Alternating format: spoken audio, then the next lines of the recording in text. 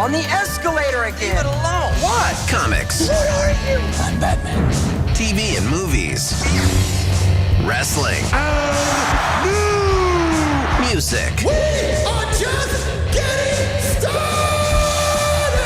Finally, a podcast about things you actually care about, hosted by a couple of guys who actually care about those things too. What? Did we just become best friends? Yep. Maybe a little too much. Yes, that's awesome. The talented one, Chris Machete. That no-talent ass clown became famous. And Brenton, you know, that guy from your other favorite podcast. I liked it. I was good at it. So grab onto the handrail and don't let go. I'm gonna get a medic! There's a little boy caught the escalator! This is the Kids on the Escalator podcast. Woo! Here's CM and BD. Ladies and gentlemen, please take your seats. The show is about to begin. Hello. It's us. Holy Hey. moly. Been a couple weeks. Yes, How are you, man? Doing What's going good. on? I still got the allergy voice though, but I'm doing good.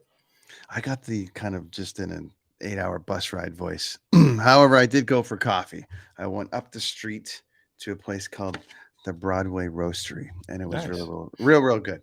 Do they have bagels? Kind of, yeah, they do. They got me woke up. I'm in Saskatoon, Saskatchewan. I have a home friend in to- Saskatoon. Oh, Scott Fulbert. He's the Fulbert beer on the back of the newest comic book there. He's in Saskatoon. maybe he'll want to come to a show because I got one tomorrow night. So there you go. Who are you out with? I'm out with Imagine Dragons. Oh, right. Oh, Okay, yeah, good kids show. If he's got the kids gonna love it. No, he's like my age, buddy. So his kids are actually he's got a daughter who's just starting out doing stand up comedy, and Oh. apparently she's really good. We should get her on here. Like she's touring. She's doing like before Right. COVID, she was doing like the stand up comedy tours. I saw it on Facebook. It blew my mind. And he said if she's ever in the area, man, check her out. Closest I think she got to me was Kitchener. Kitchener. Yeah, I don't know if she was in Toronto at all, but she was doing that other end there, London and all that. Last I heard, but yeah, so that's kind of cool. But he's out that way. Yeah. If he's watching or not. I don't know. This is like my first real break as far as people go. Mhm. I haven't toured Canada in a long time. I'll do Toronto, every now and again on a tour, and I'll do Vancouver usually. And I just haven't been up the middle in so long. So Calgary and Edmonton and all these great markets, which is awesome. But I just haven't been. But it's always anarchy when you travel Canada. No matter how hard you try to wrangle it in, there's always people that you've known for years in these towns, and I'm following. Like Slipknot's following us, or I'm following them, and there's I actually ran into Alice Cooper's band like in the hotel yesterday, which was the other day, just kind of around because everyone's kind of back on tour, which is really cool. And there's just people around, and so it's been anarchy. Saskatoon's like my first that first break where you're like, there's no one here. Does Alice Cooper still have the guitar player with the buff guitar player or this buff saxophone? No, he's actually had this run of female guitar players that are just incredible. Cool. So he had Oriante for a while. When I did some shows with him years ago.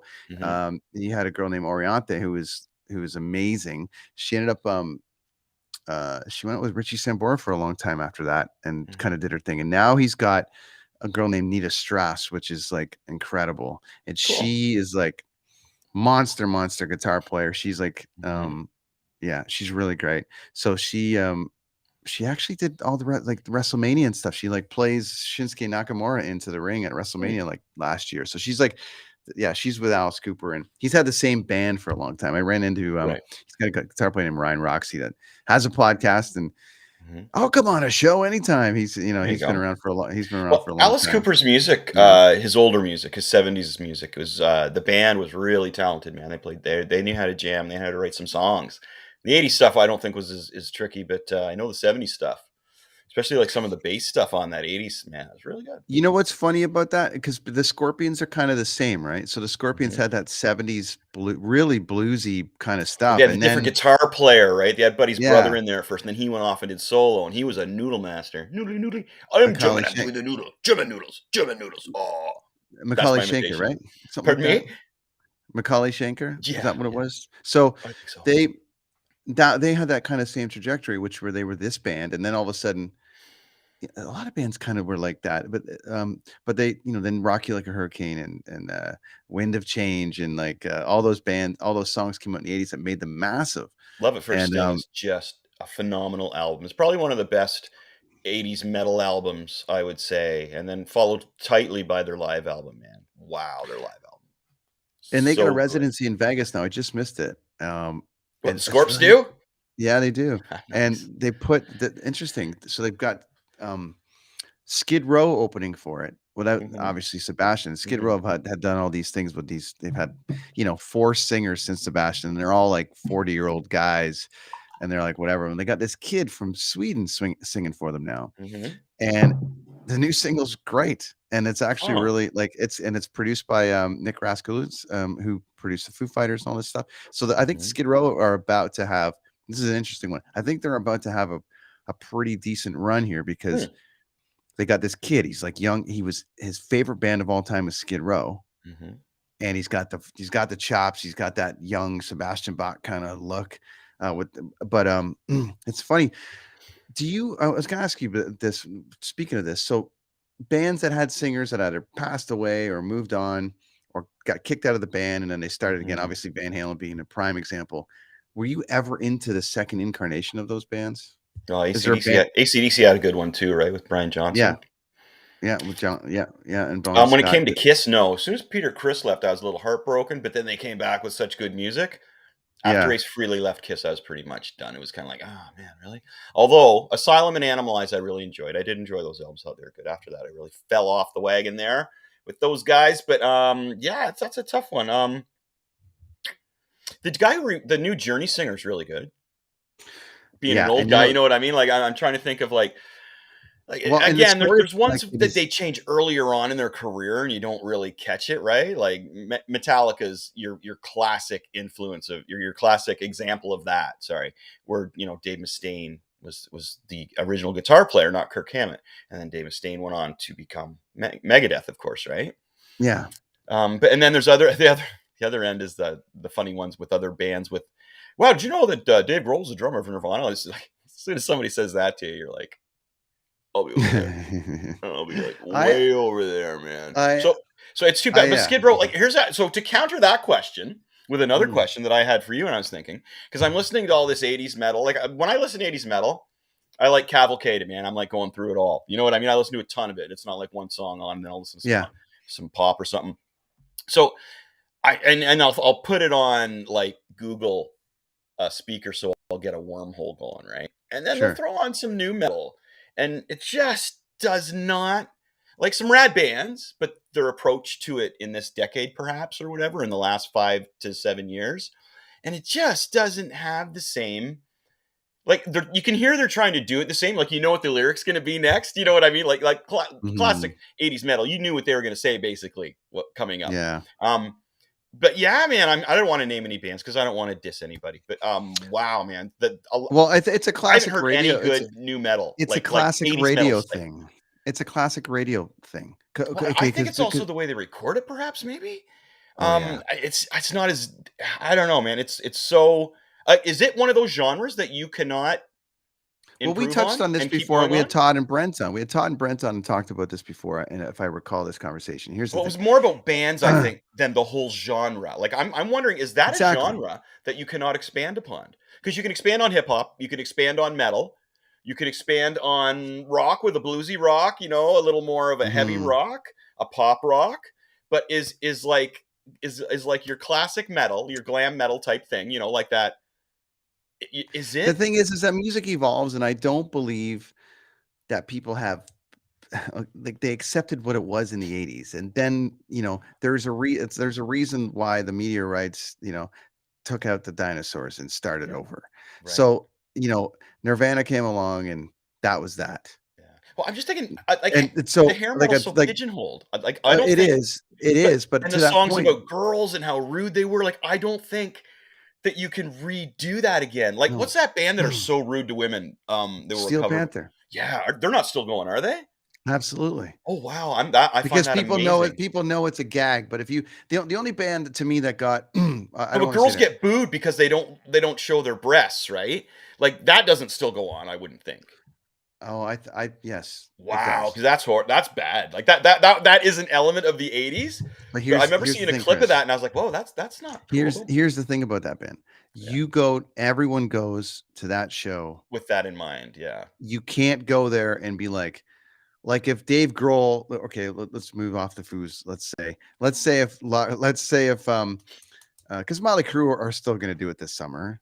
You Mhm. know, Tommy Lee's still going to jump out with the titty cam and do the whole thing this summer, right? Because He didn't do that he didn't do that that's the not in gag. Oshawa. But I just don't think that we're just obviously we're not in that world anymore. And rock and roll, it's never really gotten it's I don't want to say it's gotten a pass from the Me Too movement, but certainly there hasn't been as much focus on rock and roll debauchery as movie and film debauchery and slimy producer debauchery. Because if anyone really dove into probably what was going on in the 80s with Motley Crue, the thing about those stories is that you don't hear any malice from them. You hear guys trying to oh man, all these girls were waiting outside and we did this, we did that. And it's like all the girls were like, yeah, and everyone was fine. You don't hear the story as much of Well, like nowadays, and I can think of an example of a Canadian dude. I'm not going to name him, but enticing girls, young girls, back to his hotel room. Yeah, the metal guys didn't have to entice anybody to come back and party in the 80s. It was like, I get to come back and party with you guys, woo, right? Whereas nowadays, it's a little more mischievous and evil when these guys are doing it, which isn't cool. And I think that's to the point about the band thing is that the songs still have to be the songs still have to be good, and the people they can shit on Cherry Pie and they can shit on all those songs from that time, but everyone respects the fact that everyone gave Janny Lane a pass for writing Cherry Pie because they know that he wrote Uncle Tom's Cabin, right? So they're like, okay, you get a pass because we know that you just wrote that for the record label because they told you that the record wasn't done. So write us a hit. He goes to his hotel room, bang, bang, ga, bang, bang, ga. There's Cherry Pie. And Jenny Lane's like, now I'm known as the Cherry Pie guy. But Dokken, Warrant. Well, how about Christine 16? What about Christine 16? Totally, Christine 16. It's lyrically nailed dead on. This guy in his late 20s going to pick up a 16-year-old girl from her school. Those are the lyrics that Gene Simmons wrote, right? Do they still play that live? Good question. I haven't. I would probably think no. I'm thinking no, but maybe they did on the last song. one I love where that they played everything. But there's not a lot of bands. That's why for me, when I see, I don't necessarily want to see a new sleazy kind of band go down that road because to me it's done. I just wanted something new that's great. Right. That's why when that's my somebody question. How do you where does it go? I don't know. Well, it doesn't go down that sleaze rock kind of thing. It goes more into I think if you did more of a Van Halen approach to it, where you had this gunslinger on the guitar, bass player with an amazing harmony voice, drummer, guitar player in sync. Woo, look at them. That's And then to find a David Lee Roth again would be, I don't know. The Struts, people seem to think the Struts are one of those bands that has that. Right. Of course, there's the new Zeppelin band. What's their name? Greta Van Fleet. Yeah, Greta Van Fleet. I like them. I don't think their music. I'm not the greatest guitar player in the world, but I don't think their guitar players is definitely close to the mystique of the riffs that Page would write. Now, I'm not saying that their guitar players are horrible, but comparing them to the legends, I don't think their guitar player and bass player and drummer are at the level that Zeppelin was, or say Rush was. You know what I mean? I don't think they're at that level where I hear a song and I'm like, what the hell did he just do on that guitar? Or Eddie, I'm not hearing that. I love the vibe of it though. Here's the thing. You remember when we heard about those bands? It was the first recording era, magazine era, video era, where everyone became a star. I touched on this just a little while ago. Even I'll come back to the Foos for 1 second.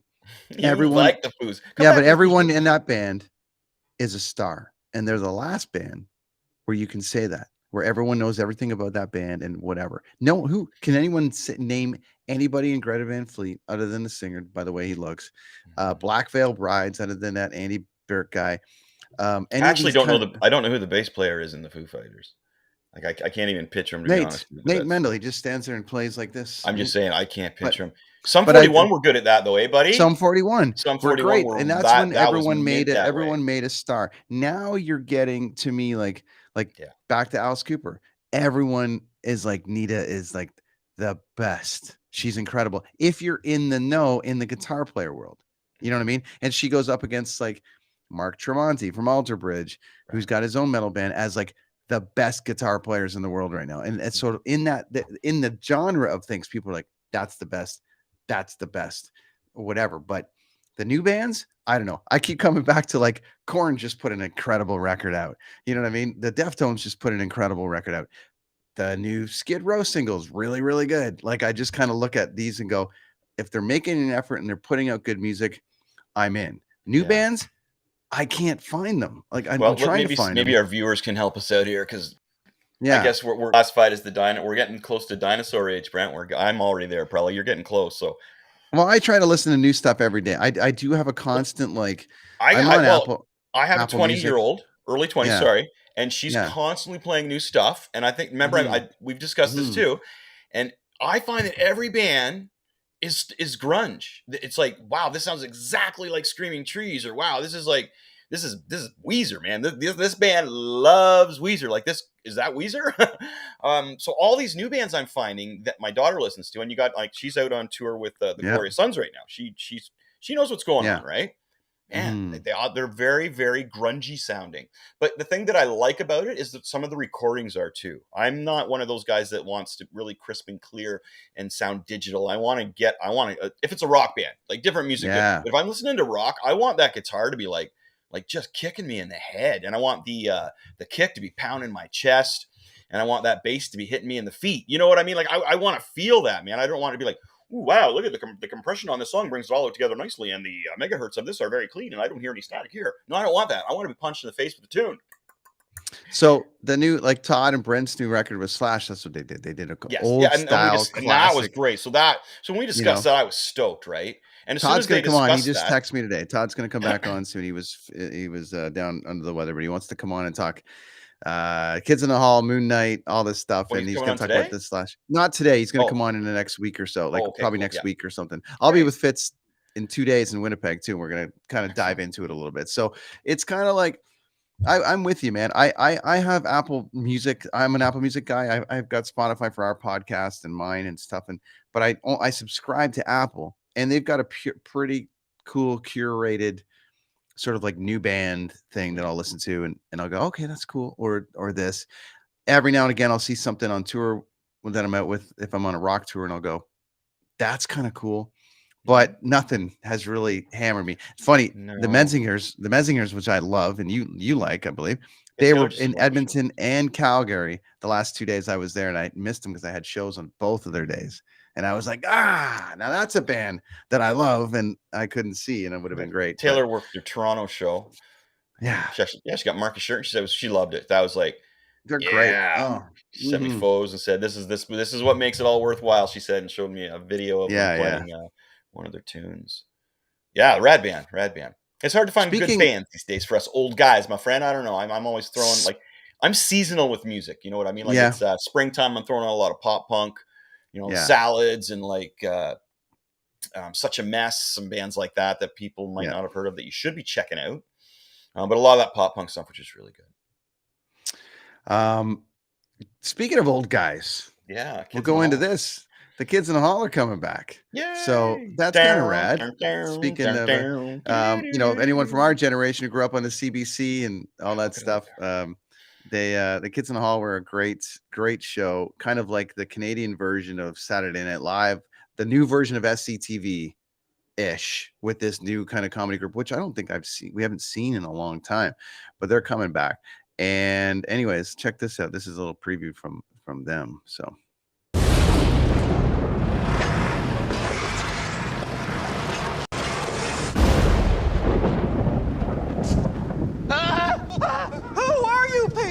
Well, the curse is lifted and the kids are back. Guys, I knew we should have cryogenically frozen our bodies. Who's financing this time? The devil again? Well, sort of. Amazon.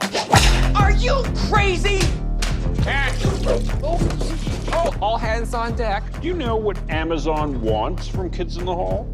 Yes, Don, a funny show, but one that is free of targets, topical topics, It's all a government conspiracy. alarming edginess, or unsettling settings. I now declare the last glory hole open for business. So we all agree that gender parity is a good thing. This is a bad idea.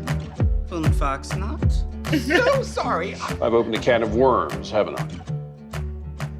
A customer just ordered the tarte de bleu bleu et sauvage and then call it a pie.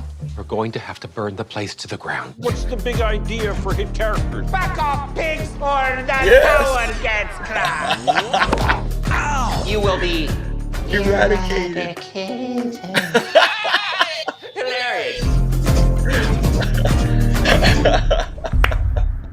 Yeah, Pretty it's rad, like man. laughing out loud. Yeah, pretty rad. So Oh my gosh, the head crusher, man. Are you kidding me? I'm crushing your head. I'm pinching your face. I'm crushing your head. He's holding the CN Tower hostage. Oh, I haven't seen that one. That was mint. Those guys I was like laughing out loud. And at the end, when their season finale out, at the end of that one, they all lined up in that grave there and they buried them. They buried them with dirt, right? And they're like, unburied them. they're burying them. So they dug them back up and brought them back out, man. Oh, those characters are so cool.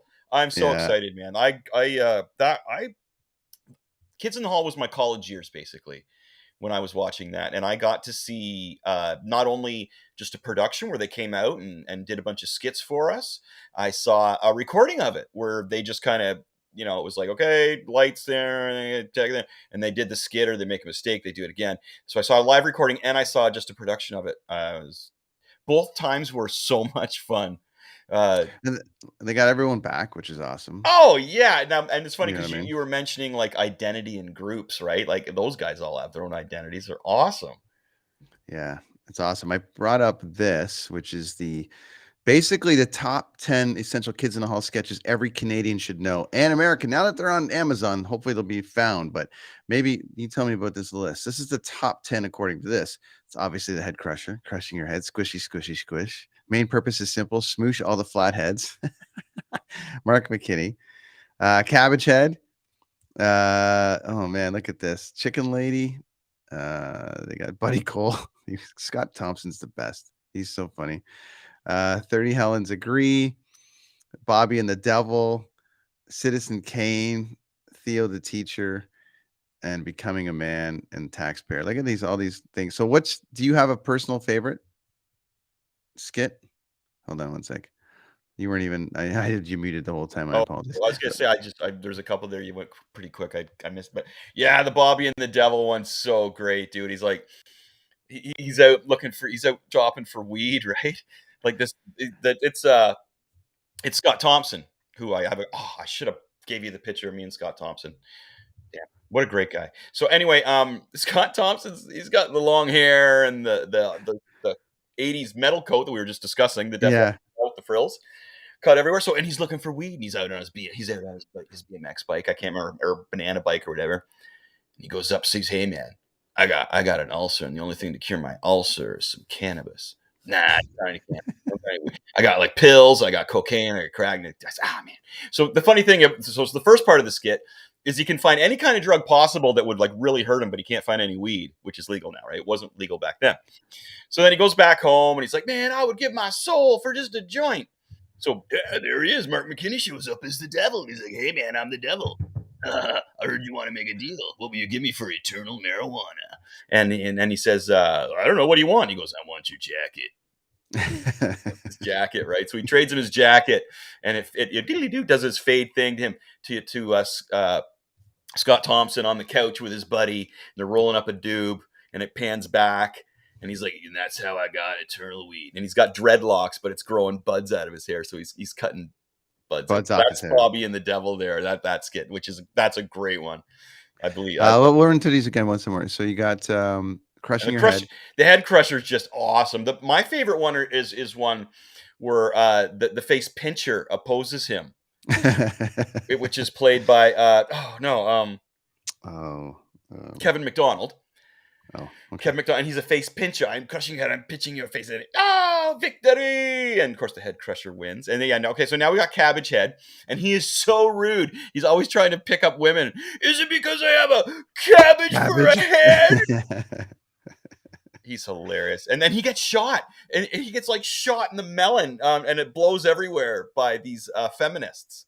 They want to get rid of him. And then the chicken lady, oh my gosh. And she's so horny. She's like, I'm the chicken lady. Meet me in the closet. And they played everything themselves, like every character. Male, female, it's hilarious. And Scott Thompson had some skits. That Buddy Cole guy, man. Oh man, he was like an extremely gay individual. And he made it really, really funny in a time where it was hard to do that. Like looking back on it, man, he's really brave too to do that. You know what I mean? Like as an individual. But Scott Thompson's always been like that. I really respect that guy. I love that line. Americans know as much about Canada as straight people do about gays. Yeah, right. Right? Yeah, like, he was really clever. I think he's really ahead of his time. And 30 Helens Agree, of course, is a hilarious skit. 30 Helens agree that you can't spend too much on a good pair of shoes. 30 Helens agree love hurts. 30 Helens agree that there's a time and a place to show photos of your children. What did the Helens think about tattoos? Like the man said, you can't hurry love. You just have to wait. Oh, the movie ones. Yeah, great one. Yeah, and the teacher. Neil the teacher. I'm just a cool teacher. But the next one down, okay, everybody should watch this, Becoming a Man. Oh, man. So the kid's at his birthday, and it's his 13th birthday, and his dad here, Bruce McCullough, takes him on a drive to this rock where Bruce McCullough's dad took him, and he just gets drunk, and he acts like just hilarious. They must have just let the camera roll on him. I bet there's real booze in there too. Yeah. They must have just let the camera roll on him. Said, "Okay, man, just go." But everybody should watch Becoming a Man. I think I've shared it on my Facebook page. Actually, it's so funny. That's a good one because it's just they're really they're great with their political stuff too. Mm-hmm. And it's just hilarious. Sausages, yeah, it's just weird. That's a weird one. They had some really weird ones too. There was one where Bruce McCullough's pen. He works at a bank and he had his pen. My pen. But we watched Kids in the Hall religiously on Friday nights. And that's a Friday night as a college student. I wonder how many episodes it's going to be, but I guess everyone will see. But that's great that they now the original Kids in the Hall had either piped in laughter, didn't they? Didn't they have a bit of laughter in there? Well, it was all recorded in front of a live audience. Yeah, so I don't know. So it was the audience, dude. And they would always show the audience, like they would pan out and show the audience out there and everything, and show them like standing up and being weird and. That's the way it looked. They had a warm-up act out there. Bellini was out there doing a warm-up act for everybody. Like, dude, it was so cool to be a part of that back in the day, man. Like, it was, and such a cool thing. I actually liked the performance they did a little better, just because it was just skit after skit after skit live in front of you. And one of the very first ones I think they ever did was the one where they're sitting around like a campfire type thing, talking about a dude and how they miss him. And they're like, well, I guess we shouldn't have killed him then. It's like, whoa! And then it just goes dark from there. Like, I watched them do that live, and that was really cool. And I think that was like one of their it was one of their very first skits ever, if not their first skit. But it's funny. You think they're talking about, oh man, I missed this guy. Cheers to Bill, or I can't remember his name. Yeah. Well, where is he now? Well, remember we dug that grave back there and put him in it. Oh yeah, right. No, I mean, like, where do you think he is metaphorically? Oh. Funny stuff, dude. And then there was the guy going around getting his axe sharpened. There's a guy, remember back in ding ding, axe sharpening. There'd be a guy pushing a little cart around right in Toronto, and they show subdivisions, and then Dave Foley with blood all over him with an axe. Hey, could you sharpen my axe for me? You know, life of a serial killer. Chop, chop, chop. Back at it. You know. I wonder what they're going to be able to get away with now. You know, well, what can they get away with? It'll be up to the TV, Amazon. It'll be up to them, because I'm sure they had a meeting saying, "Okay, guys, here's the line. We've seen your stuff in the past. Here's the line. No more serial killer stuff. No more whatever." So. Well, I'm trying to think of stuff that was really, really, really offensive. Comedy, I saw them throwing a baby around in there. So comedy has to be they got to let it breathe, man. Comedy is everyone's own personal thing. I mean, we've clearly seen the line crossed on comedy with, you know, Ricky Gervais and Chappelle and but all these guys have been, they're true. You know, I don't think that comedy in essence should be muzzled, really, if you've got a funny approach to it. And if people get offended by it, that's their own thing, but they need to be able to live within that system because comedians, when done properly, are the truth tellers. Yeah. Well, there's one thing like if something happens, like say something horrible happens to a celebrity, and you go the next day and make a joke about it on your Twitter, probably not a good time. You know, there's something called tact when it comes to it, but you should be able to take it where you want. Obviously, you know what I mean? I'm fine with my comic book that I'm doing, it being totally independent. I'm pushing some boundaries in there. So I think I mentioned this before, is I have a villain right now who, he's a wrestler, and he's got a little bit of, he's kind of like Negan meets the Ultimate Warrior, Negan from Walking Dead, Ultimate Warrior from classic wrestling. So I wanted to make somebody that everybody hated. So I have this pedophile Nazi scarecrow, and he's got a big swastika, I don't know, on his hat, and you're apparently not allowed to show that anymore. And I have it showed prominently on cover or whatever. So watch for that cover, my friends. That's going to be a little bit of a rule breaker. We'll see what will happen to me. But yeah, he'd like it. So yeah, this guy, Gilbert Godfrey dies, and you want to talk offensive. Like, I mean, no one told the Aristocrats joke in a more offensive way than Gilbert Godfrey. And I don't know if you're familiar with the Aristocrats, with that joke. Tell it. The Cole's Notes version is that the premise of the joke is the same, and comedians are tasked with telling it in a new way. But the idea is they tell this story about a family, and then it kind of morphs from there. And everyone has they go here, they have to do this, you have to fit this into the joke, and you have to fit this into the joke, and you have to end the whole thing with, what's the name of the play? It's called The Aristocrats. And the idea is that this family is pitching this play to a playwright or somebody that's controlling Broadway or controlling into that. And they come in to pitch this thing to the agent. And it's, typically be like, oh, it's a Mennonite family that's going to New York for the first time, and things are going to be great. But what they'll do is they'll spin it into, and then, I can't get into it too far because we don't want to get canceled here, but it gets really bad. Bob Saget, the worst. He went from America's Funniest Home Videos and then told the Aristocrats joke, which involved it just gets really, really, really bad. And then the idea is that the comedians have to take it as far as they can offensively. Right. And then the punchline is, oh, and the guy's like, well, that sounds like a great play. What's the name of it?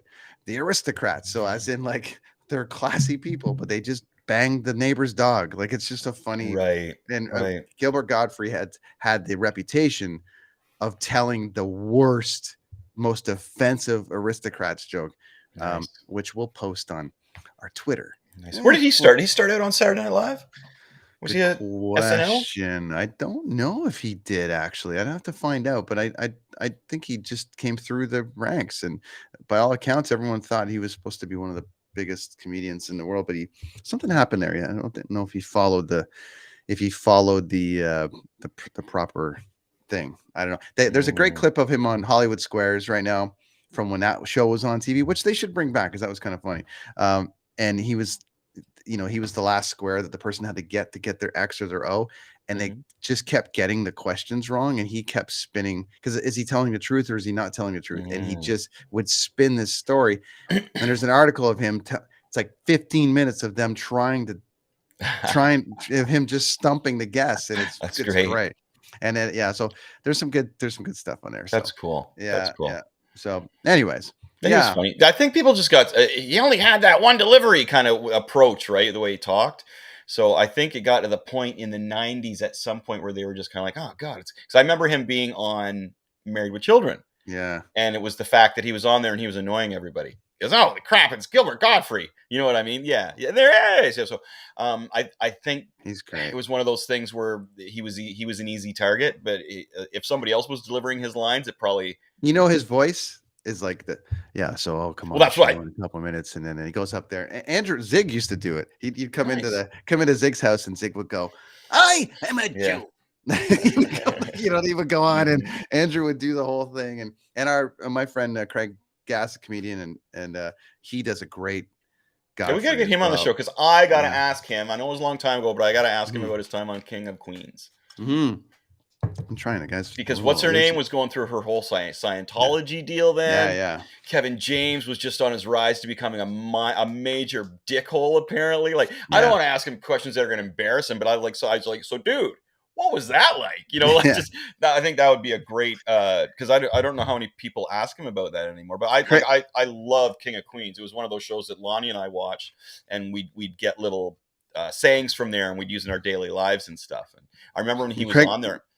Craig's got a great bit where he, because he did, Family Guy. He did that. He was on Sex and the City, but all little bit parts. Yes. So he does this bit once a month where all of his royalty checks come in from all the things that he's done.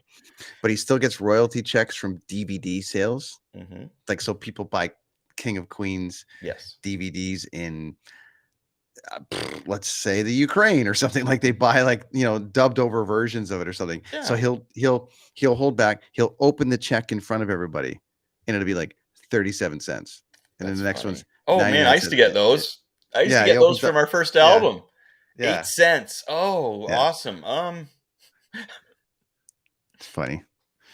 I still have one. I think I have our very first one in a frame. So we're getting close to the playoffs. We'll go here. Stand by. Nice. Nerds on Ice. All right. Yeah. So you've got. I think the Canucks are going to be out. I've watched a lot of hockey lately. I went to the Flames game 2 nights ago. Flames. I like the Flames, man. And I went to in Vegas. I took Alex to a hockey game, and it was the Knights against Chicago. And then the Knights played the Flames, and I've seen 2 Knights games in 2 weeks. It's kind of cool. Wild. But I need why they're losing. What's going on there? Yeah. Well, the Flames needed to beat the Knights in order for the Canucks to kind of move along, and the Canucks but the Canucks won like 7-1, but they're still like 6 points behind. I think it's over. What's not over is the Leafs, and I mean, is this guy on fire or what? Dude, he is. Who do we have on here from the network that was talking hockey with us? Well, Ryan from PP1, we had Ryan on here, and Ryan, we got to show that clip again sometime where he nailed it about Matthews. That dude was like, Toronto fans, and I repeat, Ryan, I'm repeating you, and I say, Buddy said this on our podcast, that Toronto fans should really be enjoying watching Austin Matthews play. That guy scores at will, and he's starting to stick up for himself now. He's starting to hit. Toronto fans, enjoy him. If he sticks around for the next contract extension for him, man, cheers, because he's the real deal. Loves playing hockey. Loves Toronto. The guy is a goal scorer. Toronto has not had a goal scorer, as I do the air quotes, like Ovechkin, like Brett Hull. Toronto has not had a goal scorer. This guy is the real. You know who's the hottest? Who's been in the hottest in the league since the All-Star break, though? Big Baby. Oh yeah, the Big Baby's getting better now. Attaboy, Mitch. The Big Baby's had the best run post All-Star break of anyone in the league. I like it. Yeah, good. I don't have.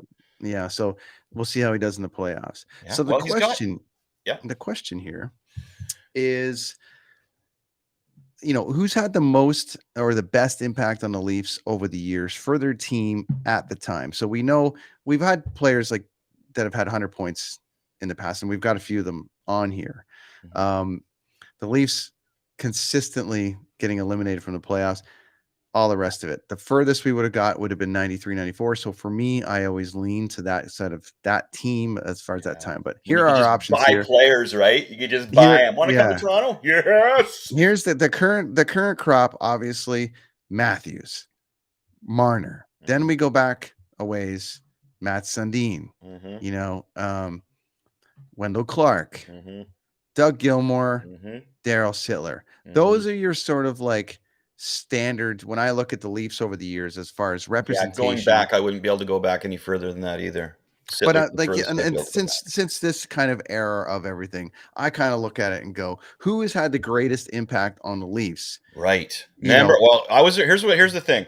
I was around for the Wendell Clark deal and the who was the owner of the team? He was such a piece Harold Ballard. I was around during the Ballard era when Ballard stopped Wendell Clark came in at the end of the Ballard era, and then when Ballard left is when they actually started spending money on players, man. So to me, to watch things turn around, that's tough. See there was Wendell Clark, there was Doug Gilmore, and there was Matt Sundin. The three of those dudes, because that whole era there was great. I really think that they were, and we can complain for days about the Gretzky high stick, and they would have won, and they would have won the Stanley Cup in '93. Same, the Canucks would have won the Stanley Cup in 2011 if they would have started Schneider. Yada yada yada. Yeah. But looking at the impact, the one difference between, it's easy for the kids right now to go, look at Matthews and go, he's the greatest player in Leafs history. But then you look at Marner going, well, he's the best overall player in Leafs history. But they're different genres. Who had the most impact on their team? So here we go. Then Wendell Clark, because he came in when they were like sucking ass. He was the first round draft pick, number 1 overall. He was their savior, and he came in there. He scored goals. He got assists. He hit. He fought, and not only did he fought like Probert and dudes like that. It wasn't like he was fighting these like second line guys who just got angry and fought once in a while, man. So Wendell Clark put the team on his back, and that's when they weren't good. And he went out there and said, "Nah, you know what, man?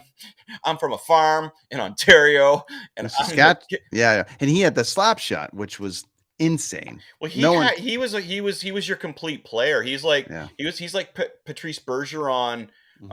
But better, in my opinion, because he could fight too. He could get your team going. If somebody was out there pushing your players around, Clark would go out there and stop that problem. And there'd still be a tough guy behind Clark. You know what I mean? Which is one thing that I liked the other night when the Leafs had Simmons and Clifford out there with Blackwell in the center. Oh, man. And they did awesome. They kicked ass over Washington. Dude, keep that. That's helping Mitch Marner's noggin. That's helping Mitch Marner say, hey, man, when I go into this corner, anybody does touch me, there's going to be repercussions immediately, and my next shift is going to be a lot easier. Like, well, they've missed that, but they've missed that. I gotta tell you this. I think that there was what was going on with Wendell, and I think Wendell brought a shit ton of new Leaf fans. Wendell's like the Stone Cold Steve Austin. There was your casual listener. I like that. There was your casual watcher or viewer, and they're coming out of Rick Vive. They're coming out of Daryl Sittler, and it was sort of like, now what are we going to do? And Wendell was the one that got everyone stoked and got him there. If Wendell Clark was the Stone Cold Steve Austin, then Doug Gilmore was the Rock. Yeah. Well, do you remember how they had to get Wendell Clark? No. They had to finish dead last. Oh yeah. So what does that tell you right there? Okay, so they got the number 1 draft pick, which was Wendell Clark. So they come because Ballard wasn't spending any money on the team, and he wouldn't have any foreign players on there, right? Right. So us Canadian or us Toronto Maple Leaf fans are like, well, Montreal's doing the opposite, right? And we're just so frustrated. Even as a youngin', I was saying to my dad, why aren't the Leafs getting better? And he would tell me, and I'd be like, and I understood hockey. I understood hockey way better than math. And I was like, oh, really? Okay, I get it. Okay, don't and you'd see other players, moving up and other teams doing better, and you'd wonder what's going on. So Wendell actually came in when Ballard was still in there. I'm 99% sure. I look at the kind of the time, because these guys haven't shown us, outside of scoring goals, we need playoffs, man, that they can put it on the back. Like, I haven't seen, even when Vancouver was in the Stanley Cup final, and Ryan Kessler was like, on fire, man. Yeah, here we go. Yeah. This is mine. I'm going to beat Nashville single-handedly. He came out of the really sad American Olympic loss too, and that guy was pissed. And he just took him on their back. And then, but the thing is like, he left it all on the table against Nashville, and then had nothing left for the final. And so that was kind of one of and that was kind of one of those things where he just left it there. And then I like it after the Stanley Cup final when you find out and you're like, oh, that guy was playing on a broken leg, or that guy was playing on this. You're like, it's the hardest cup, the hardest trophy in the world to win. I believe it is. I'll debate anybody on that all day, because football's one and done. Soccer is kind of like Not, I mean, Dude, outside okay, of the move on. cardio, outside of the cardio, it's a Move on. thing. You flick somebody, they're down crying. Yeah, soccer. But I think it's the hardest trophy to win, and it's fantastic. And so that's why I think it's so when you watch a Stanley Cup final or you watch the Stanley Cup playoffs, it's just another level. Well, it's just so And Canadian too. and these guys, being a Canadian, yeah, it's that's the sport that I like. Yes, we won at basketball, and I'm like, okay, cool. And yes, we've won some stuff at soccer, and I'm like, okay, great, proud Canadian. But it doesn't compare to the way I feel when, like, Canada wins at the Olympics, or the Leafs are like on a winning streak, or they, back in the day when it was like, holy shit, they're going to go to the Cup. Could you imagine if they would have won the Cup with that lineup in '93? Yeah. Like, they're already icons in the city, but it would be like, like Doug Gilmour was, to me, this team changed and good on them for the trade that they made. But this team changed everything when he arrived, and that's why I said that he is like, he changed it, like, and just took it to like, oh, there's those kind of players too. It was funny because I had the pleasure of hanging out with the Hitman last night, and we had a nice little chat. That's a guy that was like handed the conch here in Saskatoon, by the way, where he won the belt from Ric Flair for the first time. But he was one of the first small guys, not small, but you know what I'm saying, not Hulk Hogan, 6'7", 300-pound guys that were like, we're going to give the belt to you and we're going to run with it.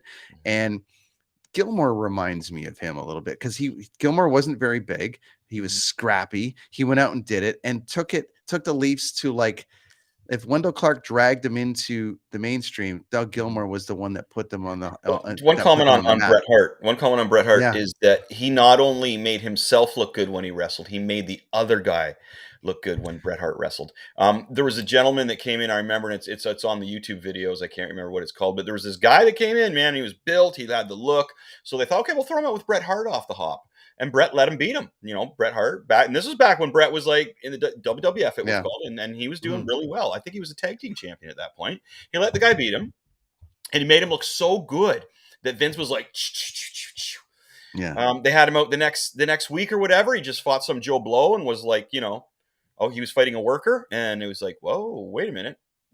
Why isn't this guy good anymore? It wasn't because he was a good wrestler. It was because Bret Hart made him a good wrestler. Yeah, it's just amazing. Wanted to mention that. Like, Bret Hart not only made himself look good, he made other wrestlers good. And after watching a lot of the newer wrestlers now, I'll go back to watch some Bret Hart stuff, like back when he was a tag team champion or an intercontinental champion, even before his title run. Man, he was good, dude. Mechanics. Just flawless, dude. Flawless. You know what's so funny? Excellence of execution.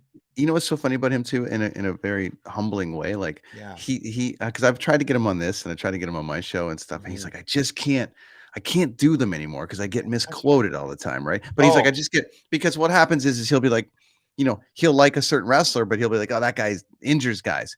And then next thing you know, it's like Bret Hart says, well, we could have him on this. He can just talk about his artwork, man. Because when he was younger, he still does it. Yeah. If he didn't, I have a little video. I don't know if you saw the video I posted, but so Bret Hart, they couldn't afford a lot of toys. So what he would do is the toys he wanted, he would draw them in cartoon form and make stories with them. It's amazing. Hello. Like, I did have toys and stuff, but that's what I do now. Is like that's what I do. Is he makes that he's such a classy dude. He just makes time for everybody. Like, there was a few people coming by that it's funny because with the mask, he had the mask on, so no one knew who he was, right? And so the handful of people that would come by the office and they would be like, I'm like, yeah. And he would make time for them and it's just funny. He's the everyday guy, and that's why, I think Gilmour, right? I think Gilmour was the if Wendell was the scrapper that we all know, Doug Gilmour was like the guy that was like the everyday guy. Like, you picture him. Didn't he smoke? Didn't he smoke at the time? And all? I'm just saying he was the guy that would be like, you would picture him going off the ice and then heading down to the dock to he's the stick that stirred the drink, my friend. Yeah, throw a skid of meat on a truck. Another question for you, though. What was the Major Leaf player that went to Quebec for Matt Sundin? Oh, okay. Hold on. So Matt Sundin, it was Courtnall. Well, I was thinking. No, somebody and what's his name who died? what's his name? No, it was the dude we were just talking about, buddy. Oh,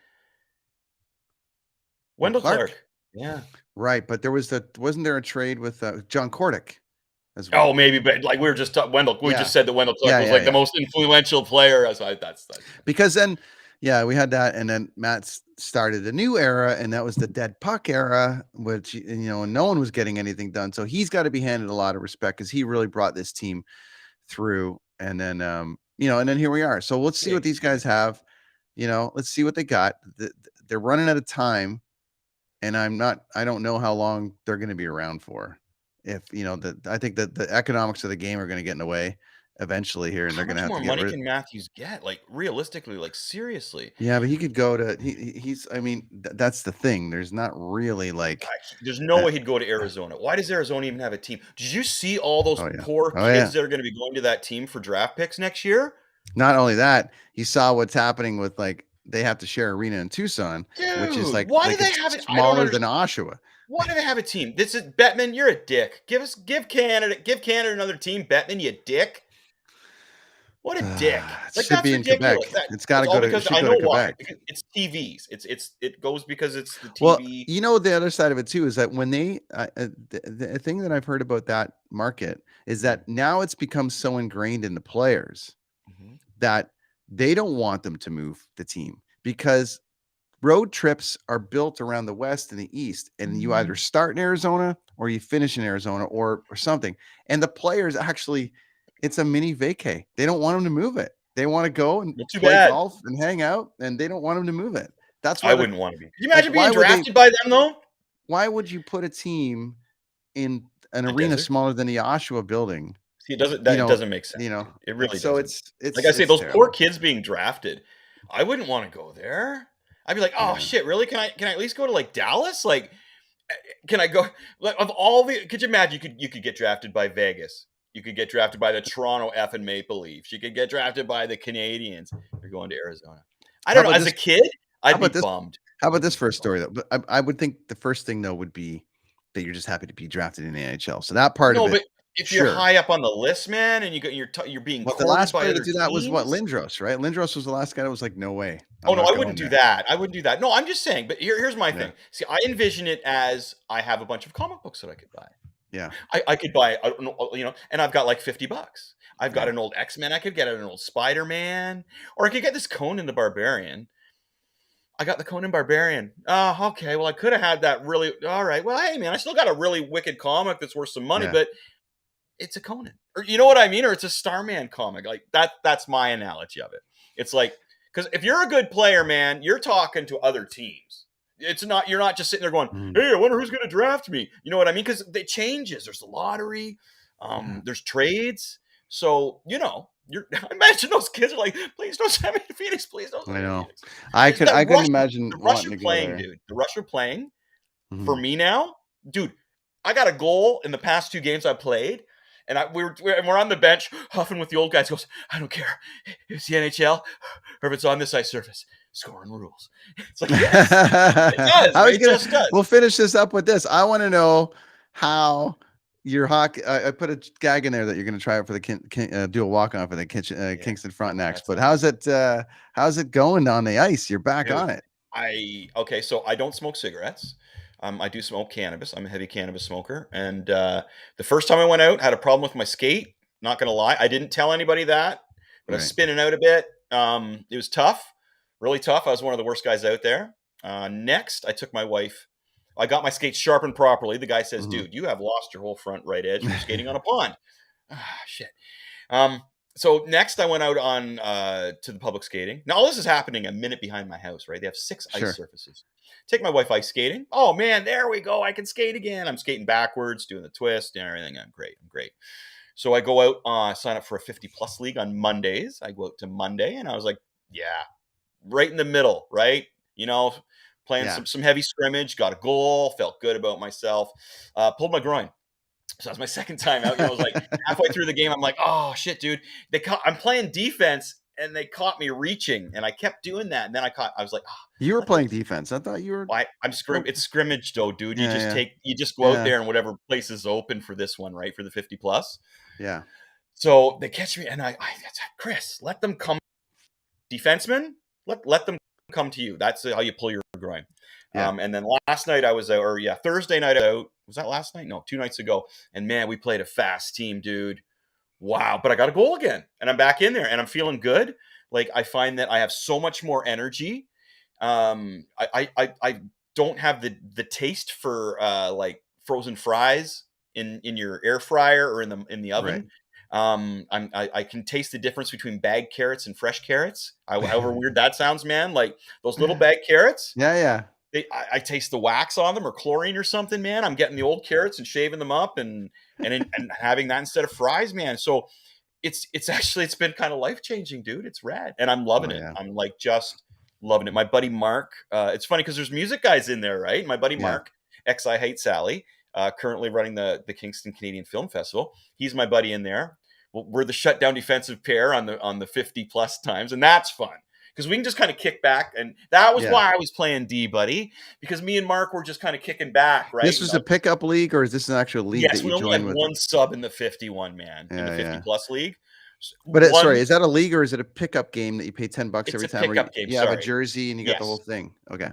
The other one's the league where it's we're the black team. It's just different colors, right? Like, but it is a league. But so, I'm slowly working my way in. I don't want to get into anything that's. First of all, I didn't know if I was going to keep playing, so I didn't want to sign up for a league. You know what I mean? And be like, oh, this sucks. I'm not, pay $400 for a league and not play after spending like $400 on equipment. You know what I mean? So I'm just doing like the, it is a league that I play in on Thursday nights. Monday is 50 plus scrimmage. Like I said, there was only one sub.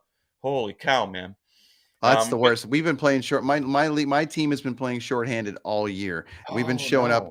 We've been showing up to do like, I played 20. I think on average I play 20 games this season. We got a 45 game season, but I'm usually away. But for the last 7 games we've been like 9 players. So So you want to talk? How many lines do you usually have? Well, when we have a full team, it's 3 lines plus like 6 defensemen. 3 lines plus 6 defensemen. We got a full team. It's a Hockey North America League. It's a whole thing. But I played on a team for like 12 years. I don't know. It's quite a lot of hockey. But this year, because of the everyone's been bailing out because you got to because a lot of they won't let a lot of guys play in the league if they're not vaccinated. So there's a handful of longshoremen on these teams. That sit around and go, or factory guys are like, I'm not getting that. Well, then you're not playing hockey. And they're like, God damn it, and whatever. So we're down a whole bunch of players, and so we've been doing like, 2 lines with revolving centers. You know what I mean? So you're just skating every 2 minutes. My last game I played, one of the guys was like, dude, you're like our cardio guy that can skate and do the whole thing. What happened to you tonight? I'm like, guys, we have 8 players. I was out there every minute and a half. I couldn't even. I almost had a breakaway the other night. I was like, I just couldn't get there. I was like, know. You know what I'm finding? I'm finding that I'll put all the effort to get myself in a great position to score a goal or like just get a breakaway, and putting all that effort in. By the time I'm in the spot, I'm like, okay, I got nothing left, and somebody's coming up behind me and catching me. You know what I mean? Like.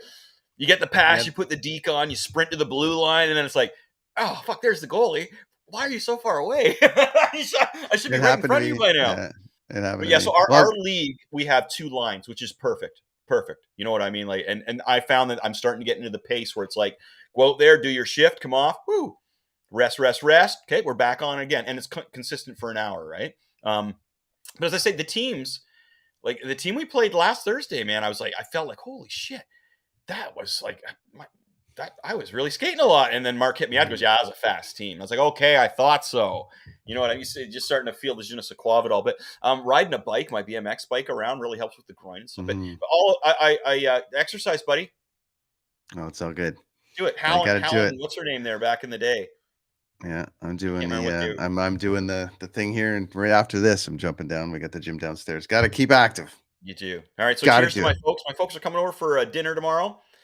So Lonnie's got a nice dinner ready for you, my folks. So they'll be excited to get. They haven't been out in a while. Gracious Gary, here's Dorothy. Yeah, Rad. my daughter I'll be Taylor. your way. I'm going to be your way next week. I'm actually coming Oh, into town. great! Wow, Yeah, I'm going that's to be. exciting. I'm in Ottawa. I'm in. We got one more show in Winnipeg. I got Saskatoon and Winnipeg, and then I fly to Ottawa, and then I'm gonna head Coburg way and see my dad and sister, and then I'll be Oh, your right. So you're way. gonna And swing by right here? That'd be great. yeah, I'll come by there. We'll try to do one of these live again. I think Todd's going to join us for that one. And I'll have my folks over. We can have a whole thing going on here. That'll be yeah, great. we'll do a round table. We'll get advice from Dangerous Dorothy. But Dude, we got the portable one down there. We can turn it. That's good. Yeah. So we had Taylor. So my daughter is out with the Glorious Sons and Sons, yeah. JJ Wild, and they just played Kingston here last night. And Taylor's Did you go see it? photos. You didn't go see it? I was put on the guest list, but no. Wow, I'm surprised you didn't go see it. Oh man, Did Dent go? Did Dent go? He's going to the one in Peterborough. Oh, yeah, okay. He loved that show. Or he did go to the one in Peterborough. I don't know. Yeah. No, cool. dude, and to be honest with you, I don't really listen to them. I've Yeah. heard a few songs, dig them, cool stuff. Yeah, I didn't go. I get anxiety about going to some shows too, dude. Last time you went to a show, you got COVID. So there you go. I did. That was I had fun though, and I kind of wanted to get COVID. I know I sound like an idiot, dude, but I really like. It's like my wife's the same, man. What she got, I kind of wanted to see what it was like. It's like, come on, man, I got to experience this. She didn't do very well on it. That's too bad. COVID. That's sorry to hear. But she's fine, and they're all fine, and we've since went on vacation and did the whole thing. However, she was like, I'm just kind of glad it's out of the way. Yeah, that's good. And I'm glad that Lonnie made it through and everything's good. So yeah. All right. Well, Ottawa versus Toronto, I think now, right? Getting ready to watch hockey. Yep. Everyone go tune into the hockey game. This has been your Hockey Night in Canada preview. Catch Chris Machete at these places coming up here. He's got the Kingston Comic Con on April 24th. Yep. In Kingston Heritage Fair. Check that out. You got the appearances. Go check out that. Make sure you buy issue 3 of Skeletron when you get a chance to. Especially if you're a wrestling fan. If you're not, you're going to love it too. But if you are a wrestling fan, man, there's El Terrifico about to crush Skeletron. You are going to love El Terrifico. The next villain coming up, if you like him, I don't think we can be friends. That is the Kids on the Escalator podcast for another night on the Dean Blundell Network. Thanks to all our friends over there for doing that. Good times, friends. Rad dudes. Party on. Be excellent to each other. Watch Kids in the Hall.